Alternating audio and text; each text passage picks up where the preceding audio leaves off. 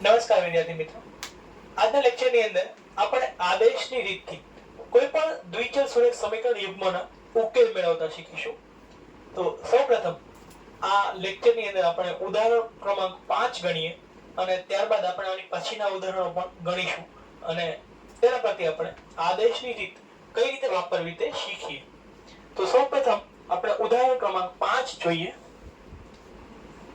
તો ઉદાહરણ ક્રમાંક 5 ની રકમ આપણે ટૂંકમાં લખીએ. ઉદાહરણ ક્રમાંક 5 માં કહે છે, આફતાબ તારી દીકરીને કહે છે કે 7 વર્ષ પહેલા મારી ઉંમર તે વખતની તારી ઉંમર કરતા 7 ગણી હતી. હવે પછીના 3 વર્ષ પછી મારી ઉંમર તારી તે વખતની ઉંમર કરતા 3 ગણી હશે. આપણે આ પરિસ્થિતિને આદેશની રીતે ઉકેલવાની છે. તો સૌપ્રથમ તો મિત્રો જોઈ લઈએ કે આદેશની રીત કોને કહેવાય. તો આદેશની રીતની અંદર આપણા પાસે જે બે ચલ છે x અને y, તેમાંથી કોઈ પણ એક ચલની કિંમત આપણે બીજા કોઈ સમીકરણની અંદર મૂકી, બે સમીકરણમાંથી કોઈ પણ એક સમીકરણની અંદર મૂકી અને આપણે બીજા ચલની ઉકેલ મેળવીશું અને બીજા ચલની કિંમત પરથી આપણે પ્રથમ સમીકરણની પણ ઉકેલ મેળવીશું. દાખલા તરીકે માની લો કે મારા પાસે બે સમીકરણો છે, 2x + 3y - 8 બરાબર 0 અને બીજું સમીકરણ છે માની લો કે 3x + 5y + 1 બરાબર 0. તો સૌપ્રથમ હું જે પ્રથમ સમીકરણ છે, આ પ્રથમ સમીકરણમાં x ની કિંમત મેળવું, એટલે કે આવી રીતે મળશે મને 2x ને સૂત્રનો કરતા બનાવું તો 3y - 8 જે છે તે બરાબરની સામેની બાજુ જશે, +3y છે તે -3y બની જશે, -8 જે છે તે +8 બની જશે. તો આના પરથી x ને સૂત્રમાં કરતા બનાવું તો x બરાબર -3y + 8 એના છેદમાં 2 જશે. x ની આ જે કિંમત મને મિત્રો મળે છે તે કિંમતને આપણે બીજા સમીકરણની અંદર મૂકીએ અને તેના પરથી આપણે y ની કિંમત મેળવીએ અને y ની કિંમત પરથી આપણે ફરીથી પાછી x ની કિંમત મેળવીએ. તો આ રીતે આપણે આદેશની રીત જે છે તેની મદદથી કોઈ પણ સમીકરણ યુગ્મનો ઉકેલ મેળવી શકીએ છીએ. તો આ જ રીતે આપણે ઉદાહરણ ક્રમાંક 5 નો ઉકેલ મેળવવાની કોશિશ કરીએ. તો ઉદાહરણ 5 ની રકમ લખીએ. આફતાબે કહ્યું, આપણે ટૂંકમાં આ સમીકરણની રકમ લખીએ, આ ઉદાહરણની રકમ લખીએ. તો આફતાબ કહે છે કે આપણે લખીએ કે આફતાબની, ટૂંકમાં લખીએ આફતાબની 7 વર્ષ પહેલાની ઉંમર, આફતાબની 7 વર્ષ પહેલાની ઉંમર તેની દીકરીની ઉંમર કરતા તેની દીકરીની ઉંમર કરતા 7 ગણી છે. આ આપણને સૌ પ્રથમ માહિતી આપેલી છે અને ત્યારબાદ લખ્યું છે કે હવે પછીના 3 વર્ષ પછી મારી ઉંમર તારી તે વખતની ઉંમર કરતા 3 ગણી થશે. તો બીજી માહિતી આપણે લખી શકીએ કે આફતાબની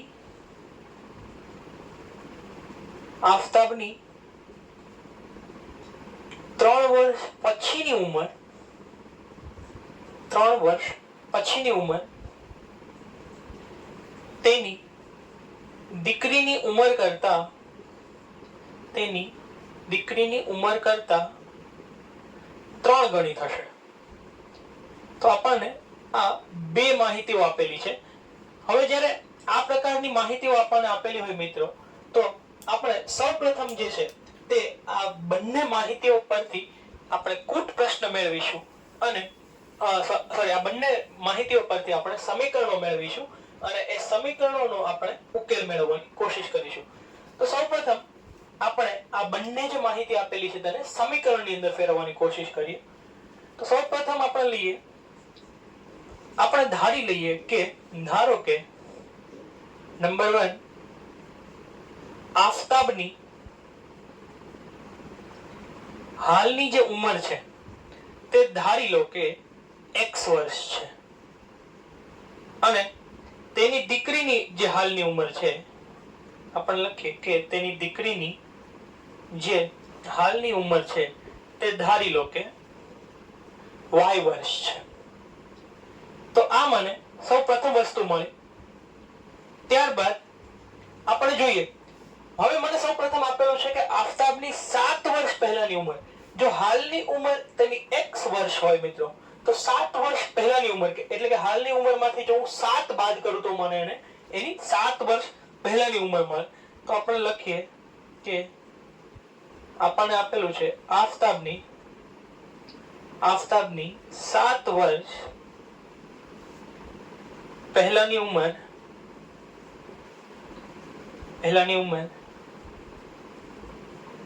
તેની દીકરીની ત્યારની ઉંમર કરતા 7 ગણી છે. તો આવું આપણને આપેલું છે. તો હવે આપણે ધારી લઈએ, આપણે લખીએ કે આફતાબની 7 વર્ષ પહેલાની ઉંમર એટલે એની હાલની ઉંમરમાંથી આપણે 7 બાદ કરીએ તો મને એની 7 વર્ષ પહેલાની ઉંમર મળશે. અને તે જ રીતે તેની દીકરીની પણ જો 7 વર્ષ પહેલાની ઉંમર લખીએ તો હાલની ઉંમરમાંથી આપણે 7 બાદ કરીએ તો તેની દીકરીની પણ 7 વર્ષ પહેલાની ઉંમર આપણને મળે. તો આ રીતે મને x - 7 બરાબર y - 7 મળશે. અને મને એવું પણ કહ્યું છે કે આફતાબની 7 વર્ષ પહેલાની જે ઉંમર છે તે તેની દીકરીની ત્યારની ઉંમર કરતા 7 ગણી છે. તો એની દીકરીની ત્યારની ઉંમર મને આપેલી છે y - 7. હવે જો આપણે તેના 7 ગણા કરીએ એટલે કે એના ગુણ્યા આપણે 7 કરીએ તો આ રીતે આપણને પ્રથમ સમીકરણ મળશે. હવે આ સમીકરણની અંદર આપણે આ સમીકરણને સૌપ્રથમ સોલ્વ કરવાની ટ્રાય કરીએ અને એને દ્વિચલ સુરેખ સમીકરણ યુગ્મના સ્વરૂપમાં ફેરવવાની કોશિશ કરીએ. 7 છે તે y સાથે ગુણાઈને 7y આપશે, માઈનસ આ માઈનસ અહીંયા આવશે, 7 અને 7 નો ગુણાકાર 49 આપશે. તેથી x ને જો હું સૂત્રનો કરતા બનાવું, -7 જે છે તેને બરાબરની સામેની બાજુ લઈ જાઉં તો x બરાબર મને મળશે 7y - 49 ને જેમના તેમ રહેવા દઈએ, -7 ને બરાબરની પહેલી બાજુ લઈ જઈએ એટલે +7 મળશે. તેથી x બરાબર મને મળશે 7y - 49 + 7. માઈનસ પ્લસ માઈનસ થશે એટલે કે 49 માંથી આપણે 7 ને બાદ કરીએ તો જવાબ મને 42 મળશે. અને આ બંનેમાંથી જે મોટો અંક છે એટલે કે 49 તેની નિશાની માઈનસ આપણે અહીં મૂકશું. તેથી 7y - 42 આ રીતે આપણને મળશે, જે સમીકરણ ક્રમાંક 1 થયો. તે જ રીતે આપણે બીજું સમીકરણ મેળવવાની કોશિશ કરીએ. આપણે લખીએ કે આફતાબની 3 વર્ષ પછીની ઉંમર તેની દીકરીની ત્યારની ઉંમર કરતા 3 ગણી છે. તો આને પણ આપણે સમીકરણની અંદર ફેરવવાની કોશિશ કરીએ. તો ફરીથી આફતાબની હાલની ઉંમર જે છે તે x છે. તો 3 વર્ષ પછી એટલે કે એની અંદર આપણે જો 3 ઉમેરીએ, x ની અંદર જો હું 3 ઉમેરું તો મને એની 3 વર્ષ બાદની ઉંમર મળશે. તેથી x + 3 અને એની દીકરીની પણ ત્યારની ઉંમરમાં અત્યારની ઉંમરમાં આપણે 3 ઉમેરીએ એટલે આપણને 3 વર્ષ બાદની ઉંમર મળશે. મને કહ્યું છે કે આફતાબની 3 વર્ષ પછીની ઉંમર એ તેની દીકરીની ત્યારની ઉંમર કરતા 3 ગણી છે. એટલે એની દીકરીની ત્યારની ઉંમર જે છે એના કરતા 3 ગણી હોવાથી આપણે એને ગુણ્યા 3 કરીએ તો આપણને આ રીતે સમીકરણ મળશે. આપણે ફરીથી આને સોલ્વ કરવાની કોશિશ કરીએ. તો હું લખું x + 3 બરાબર 3y સાથે ગુણાશે એટલે 3y મળશે. 3 સાથે ગુણાઈને 9 મળશે. આ આખું જે છે મિત્રો 3y + 9 તેને બરાબરની આ બાજુ લઈ આવું તો મને મળશે x + 3. 3y જે પ્લસ હતા તે બરાબરની સામેની બાજુ આવીને માઈનસ થશે. અહીંયા જે 9 પ્લસ હતા તે બરાબરની સામેની બાજુ આવીને માઈનસ બની જશે અને સામેની બાજુ કશું નહીં બચે એટલે 0. તો હવે આપણે લખીએ +3 અને -9 આનો આપણે ઉકેલ મેળવીએ. તમે જુઓ કે બંનેની નિશાનીઓ છે તે જુદી છે એટલે પ્લસ માઈનસ માઈનસ થશે. 9 માંથી 3 જાય તો 6 બચશે. તો પહેલા આપણે આટલું લખી લઈએ x - 3y ને એમ જ રહેવા દઈએ. 9 માંથી 3 જાય એટલે 6 બચે અને બંનેમાંથી મોટો અંક છે તે 9 છે. તો 9 ની નિશાની તમે જુઓ કે માઈનસ છે, તેથી આપણે તેની નિશાની માઈનસ લખીશું. તો મને સમીકરણ મળે છે x - 3y - 6 બરાબર 0. આ મને સમીકરણ ક્રમાંક 2 મળે છે. તો આ સમીકરણની અંદર આપણે જે સૌપ્રથમ સમીકરણ મને મળેલું છે x બરાબર 7y - 42, તેની કિંમત આપણે આ સમીકરણની અંદર હવે મૂકીએ અને તેના પરથી આપણે આ દાખલાનો ઉકેલ મેળવવાની કોશિશ કરીએ. તો સૌપ્રથમ આપણે x ની જે કિંમત છે 7y - 42, તેને આપણે સમીકરણ ક્રમાંક 2 ની અંદર મૂકવાની કોશિશ કરીએ. હું લખું છું. આપણે ચોથો સ્ટેપ લખીએ. સમીકરણ 1 અને 2 પરથી તો x ની કિંમત હું મૂકું 7y - 42. x ની કિંમત મેં અહીંયા મૂકી છે 7y - 42 આના પરથી, સમીકરણ નંબર 1 પરથી, અને બાકીનું જે છે તેને આપણે જેમનું તેમ રહેવા દઈએ. -3y - 6 બરાબર 0. હવે તમે જુઓ, કૌંસ ખોલીએ આપણે તો 7y - 42 એમ જ રહેશે, -3y - 6 બરાબર 0. તો હવે તમે જુઓ કે 7y અને 3y આ બંને સજાતીય પદો છે. તો સજાતીય પદના સરવાળા બાદબાકી શક્ય છે. તો 7y અને 3y ની નિશાની તમે જુઓ તો માઈનસ છે, તેથી 7y માંથી 3y જે છે આપણે બાદ કરીએ તો આપણને મળશે 4y. એ જ રીતે -42 અને -6 આ બંનેના પણ સરવાળા બાદબાકી શક્ય છે. તમે જુઓ કે બંનેની નિશાની 42 અને 6 બંનેની નિશાનીઓ સમાન છે. જ્યારે સમાન નિશાનીઓ હોય મિત્રો ત્યારે સરવાળો કરીશું, જ્યારે વિરુદ્ધ નિશાનીઓ હોય ત્યારે બાદબાકી કરીશું. અને હંમેશા યાદ રાખીશું કે જે મોટો અંક હોય તેની નિશાની આપણે હંમેશા વાપરીશું.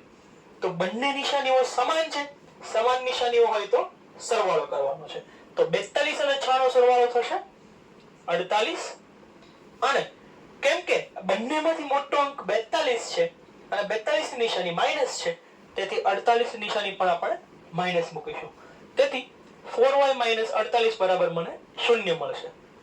હવે જે -48 છે તેને આપણે બરાબરની સામેની બાજુ લઈ જઈએ તો મને આવું મળશે 4y બરાબર 48.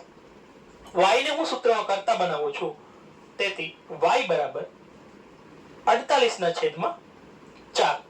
તો 48 ના છેદમાં 4 એટલે 12 ચોક 48.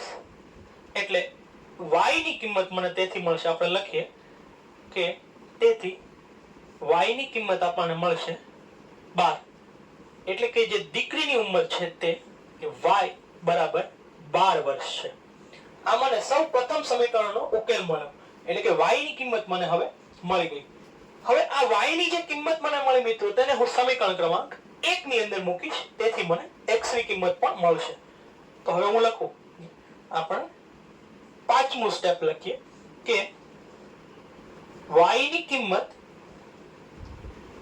સમીકરણ 1 માં મૂકતા, y ની કિંમત સમીકરણ 1 માં મૂકતા, તેથી x બરાબર હું લખું 7. y ની કિંમત 12 વર્ષ છે, તેથી y બરાબર 12 મૂકું, -42 છે, તેથી 12 સત્તા ને 84, 84 માંથી 42 બાદ કરીએ તો x બરાબર મને 42 વર્ષ મળશે. તેથી આપણે લખી શકીએ કે આફતાબની ઉંમર જે હાલની ઉંમર છે તે 42 વર્ષ છે અને તેની દીકરીની જે હાલની ઉંમર છે તે y બરાબર 12 વર્ષ છે. આ જ બાબતને આપણે જો શબ્દોમાં પણ લખવી હોય તો આપણે આ રીતે લખી શકીએ અને આ દાખલાનો આપણે ઉકેલ લઈ શકીએ.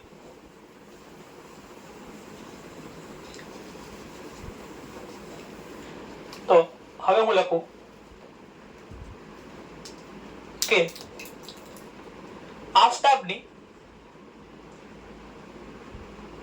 આફતાબની હાલની ઉંમર 42 વર્ષ અને તેની દીકરીની અને તેની દીકરીની હાલની ઉંમર 12 વર્ષ છે. જો તમે ચાહો તો આ દાખલાને જે આપણને જવાબ મળેલો છે તે તમે સોલ્વ પણ કરી શકો. જો તમે જુઓ કે આફતાબની હાલની ઉંમર 42 વર્ષ છે, આપણને કહેલું કે તેની 7 વર્ષ પહેલાની ઉંમર, હવે આફતાબની 7 વર્ષ પહેલાની ઉંમર 42 માંથી તમે 7 બાદ કરો તો મને 36 મળશે. અને મને કીધું છે કે તેની દીકરીની પણ 7 વર્ષ પહેલાની ઉંમર, એટલે 12 માંથી જો 7 બાદ કરો તો કેટલા મળશે? 5 મળશે મિત્રો. હવે તમે જુઓ કે તેની ઉંમરની 42 માંથી 7 બાદ કરીએ તો 35 મળશે અને 12 માંથી 7 બાદ કરીએ તો 5 મળશે. તો તમે જુઓ કે આફતાબની ત્યારની ઉંમર 7 વર્ષ પહેલાની ઉંમર તેની દીકરીની ઉંમર કરતા 7 ગણી છે. 5 સત્તા ને 35, એટલે કે તેની દીકરીની ત્યારની ઉંમર કરતા તે 7 ગણી છે. એ જ રીતે 3 વર્ષ પછીની ઉંમર જુઓ તો 42 વર્ષ પછી 3 વર્ષ પછીની ઉંમર એટલે 45 વર્ષ થઈ અને તેની દીકરીની 3 વર્ષ પછીની ઉંમર 15 વર્ષ થઈ. તમે જુઓ કે 45 જે છે તે 15 કરતા 3 ગણા છે. તો એ રીતે આપણે આ દાખલો જે છે તેનો ઉકેલ પણ મેળવી શકીએ અને આપણે તેની કિંમતો જે છે તે ચકાસી પણ શકીએ અને આ રીતે આપણે આ દાખલાનો ઉકેલ મેળવી શકીએ. તો હવે આપણે મિત્રો આના પછીનું જે ઉદાહરણ છે, ઉદાહરણ ક્રમાંક 6, તે ગણવાની કોશિશ કરીએ. ઉદાહરણ ક્રમાંક 6 પણ મિત્રો આપણે આ જ રીતે જે બે સમીકરણો આપણે અહીં જે ઉકેલ્યા છે તે બે સમીકરણોની રીતે જ આપણે એને ઉકેલી શકીએ આદેશની રીત ઉપયોગ કરીને, જેમાં આપણે સૌપ્રથમ કોઈ પણ એક ચલની કિંમત મેળવીએ અને તેની કિંમત આપણે બીજાની અંદર મૂકીને આપણે તેની બીજા ચલની પણ કિંમત આપણે મેળવી શકીએ, જે રીતે આપણે આ ઉદાહરણની અંદર ગણ્યું. તો હવે આપણે ઉદાહરણ ક્રમાંક 6 ગણીએ. ઉદાહરણ ક્રમાંક 6 મને આપેલું છે કે એક દુકાનમાં 2 પેન્સિલ અને 3 રબરની કિંમત 9 રૂપિયા છે. તો આપણે ઉદાહરણની રકમ ટૂંકમાં લખીએ. આપણે લખીએ કે 2 પેન્સિલ અને 3 રબરની કિંમત અને 3 રબરની કિંમત 9 રૂપિયા છે. અને મને કહ્યું છે કે 4 પેન્સિલ અને 6 રબરની કિંમત 18 રૂપિયા છે. તો આપણે એ પણ લખીએ.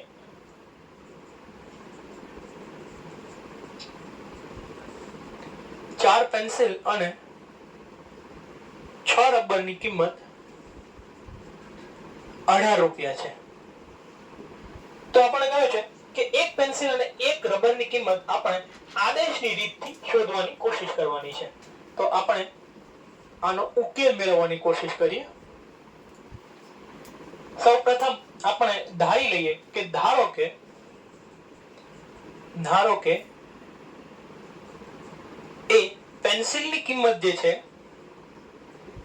ધારો કે પેન્સિલની કિંમત જે છે તે x રૂપિયા છે અને રબરની કિંમત જે છે તે y રૂપિયા છે. તો આપણે બંને વસ્તુ ધારી લીધી, પેન્સિલની અને રબરની બંનેની કિંમત આપણે x અને y અનુક્રમે ધારી છે. તો હવે આપણે લખી શકીએ. સૌ પ્રથમ સ્ટેપ લખીએ. મને આપેલું છે કે 2 પેન્સિલ અને 3 રબરની કિંમત એ 9 રૂપિયા આપેલી છે. તો આપણે લખીએ, જો એક પેન્સિલની કિંમત x રૂપિયા હોય તો 2 પેન્સિલની કિંમત 2 ગુણ્યા x એટલે 2x રૂપિયા થાય. અને એ જ રીતે જો એક રબરની કિંમત y રૂપિયા હોય તો 3 રબરની કિંમત 3 ગુણ્યા y રૂપિયા થાય. અને મને બંનેની કિંમત કુલ આપેલી છે 9 રૂપિયા. તેથી પ્રથમ સમીકરણ મને મળશે 2x 3y બરાબર 9. આ સમીકરણની અંદર આપણે 2x ને સૂત્રનો કરતા બનાવી તો 3y જે છે તે બરાબરની સામેની બાજુ જશે. તો 3y જે પ્લસ હતા તે સામેની બાજુ જઈને માઈનસ બની જશે. તેથી 2x બરાબર 9 ઓછા 3y એવું મળશે. x ને હું સૂત્રનો કરતા બનાવું મિત્રો તો જે બે અહીંયા ગોળાયેલા છે તે સામેની બાજુ બરાબરની સામેની બાજુ જઈ અને 9 - 3y ના છેદમાં જશે, એટલે કે ભાગાકારમાં જશે. આને આપણે સમીકરણ ક્રમાંક 1 કહી દઈએ. એ જ રીતે હવે આપણે બીજું સ્ટેપ લખીએ. બીજું મને આપેલું છે કે 4 પેન્સિલ અને 6 રબરની કિંમત 18 રૂપિયા છે. તો આ રીતે મને આપેલું છે. તો આપણે લખીએ કે 4x + 6y = 18. એક પેન્સિલની કિંમત જો x હોય તો 4 પેન્સિલની કિંમત 4x અને એક રબરની કિંમત y હોય તો 6 રબરની 6y અને કુલ મને આપેલી છે 18. તો આ રીતે મને આ બીજું સમીકરણ મળે છે, સમીકરણ ક્રમાંક 2. ત્રીજું સ્ટેપ લખીએ. x ની જે કિંમત મિત્રો મને અહીંયા મળેલી છે તેને આપણે સમીકરણ ક્રમાંક 2 માં લખીએ. તો હું લખું કે સમીકરણ 1 ની કિંમત સમીકરણ 2 માં મૂકતા. તો હવે તમે જુઓ x ની કિંમત મને આપેલી છે 4 ને એમ જ રહેવા દઈએ. x ની કિંમત મૂકી. x બરાબર આપેલું છે 9 - 3y / 2 વત્તા 6y = 18. 2 દુ 4 થશે મિત્રો. તેથી મને સમીકરણ મળશે 2 કૌંસમાં 9 - 3y વત્તા 6y = 18. 9 ગુણ્યા 2 એટલે 18 મળશે. 3 દુ 6 એટલે -6y મળશે વત્તા 6y = 18. વત્તા 6y અને ઓછા 6y જે છે તે બંને કેન્સલ થઈ જશે. તે તમે જુઓ કે ડાબી અને જમણી બંને બાજુ મને 18 મળે છે. 18 = 18. હવે આવો મળે છે અને કોઈ પણ ચલની આપણને કિંમત નથી મળતું. એનું કારણ છે કે આ બંને સમીકરણો જે છે તે સમાન છે. જો તમે જોશો તો 2x + 3y = 9 એને જો તમે 2 વડે ગુણો તો 2x × 2 એટલે 4x, 3y × 2 એટલે 6y અને 9 × 2 એટલે 18. તેથી તમે જોશો કે આની અંદર આ જે બંને સમીકરણો છે તે સમાન જ છે. જો તમને આની પહેલાના ઉદાહરણો યાદ હોય મિત્રો તો જ્યારે પણ બે સમીકરણો સમાન હોય ત્યારે આપણને સંપાતી રેખાઓ મળતી હતી. તો સંપાતી રેખાઓ જ્યારે મળે ત્યારે આપેલા સમીકરણના ઉકેલ અનંત છે તેવું કહી શકાય. કારણ કે આપણને જે ત્રણ ગુણોત્તરો છે તેની કિંમતો સમાન મળે. તમે આ બંને સમીકરણની અંદર ત્રણ ગુણોત્તરો શોધીને પણ જોઈ શકશો કે તમને સંપાતી રેખાઓ મળે છે. તેના કારણે આપણને અનંત ઉકેલો મળે છે ને એટલે જ અહીં આપણને કોઈ પણ જે ચલ છે x અથવા y તેને કોઈ ચોક્કસ કિંમત મળતી નથી. તો આપણે લખી શકીએ કે આવું થાય છે કારણ કે બંને સમીકરણો સમાન છે અને આલેખ સંપાતી રેખાઓ મળે છે. તેથી અનંત ઉકેલ મળશે. આ જ બાબત તમે ગ્રાફ પરથી પણ જોઈ શકશો. જો તમે અહીં ગ્રાફ જોશો તો તમે જોશો કે આ બંને સમીકરણો જે આપણને આપેલા છે તે બંને માટે આપણને જે રેખાઓ મળે છે તે સંપાતી રેખાઓ મળે છે. એટલે આપણે કહી શકીએ કે બંને જે સમીકરણો છે તે સમાન સમીકરણો છે અને બંને સમીકરણો સમાન હોવાથી આપણને અનંત ઉકેલો મળશે. તેથી x અને y ની કોઈ ચોક્કસ કિંમત આપણને મળશે નહીં. હવે મિત્રો આપણે ઉદાહરણ ક્રમાંક 7 ગણીએ.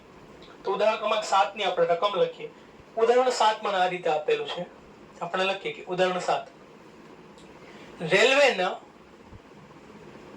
રેલવેના બે પાટાના સમીકરણ x + 2y - 4 = 0 અને બીજું સમીકરણ મને આપેલું છે 2x + 4y - 12 = 0 દ્વારા આપેલ છે, દ્વારા દર્શાવેલા છે. તો આપણને કહ્યું છે કે શું રેલવેના પાટા એકબીજાને છેદશે? તો રેલવેના પાટા એકબીજાને છેદશે કે નહીં તે આપણે શોધવાનું છે. તો આ સમીકરણ, આ જે પ્રશ્ન છે તેનો ઉકેલ આપણે જો ધારીએ તો ગુણોત્તરો બધા શોધીને a1 a2 b1 b2 અને c1 c2 પરથી પણ મેળવી શકીએ. પરંતુ કેમ કે આપણે આ ઉદાહરણની રકમ જે છે તેનો ઉકેલ આપણે આદેશની રીતે શોધવાનો છે તો આપણે કોશિશ કરીએ. સૌપ્રથમ લખી, મને બંને સમીકરણો આપેલા છે. સમીકરણ ક્રમાંક પહેલું છે x 2y 4 બરાબર 0. તો આ સમીકરણ માટે જો હું x ને સૂત્રનો કરતા બનાવું તો 2y જે છે બરાબરની સામેની બાજુ જશે અને -2y બનશે. -4 બરાબરની સામેની બાજુ જઈને +4 બની જશે. આને આપણે સમીકરણ ક્રમાંક 1 કહીએ. અને બીજું સમીકરણ મને આપેલું છે 2x 4y 12 બરાબર 0. આને આપણે સમીકરણ ક્રમાંક 2 કહીએ.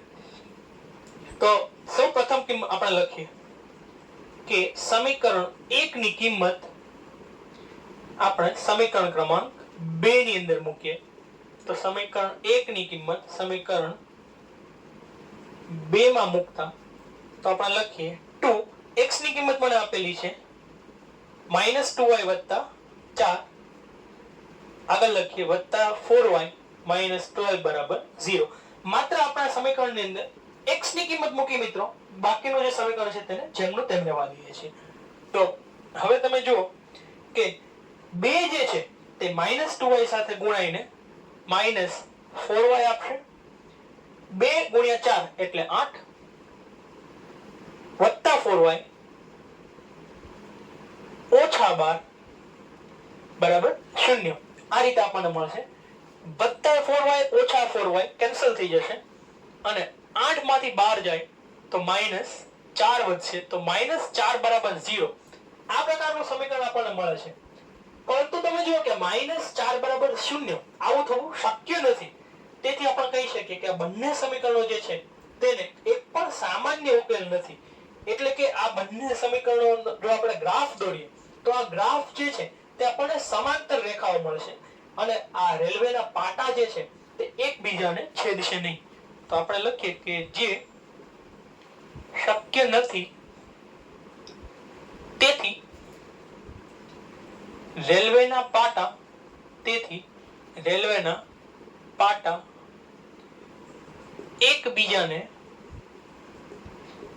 એકબીજાને છેદશે નહીં. કારણ કે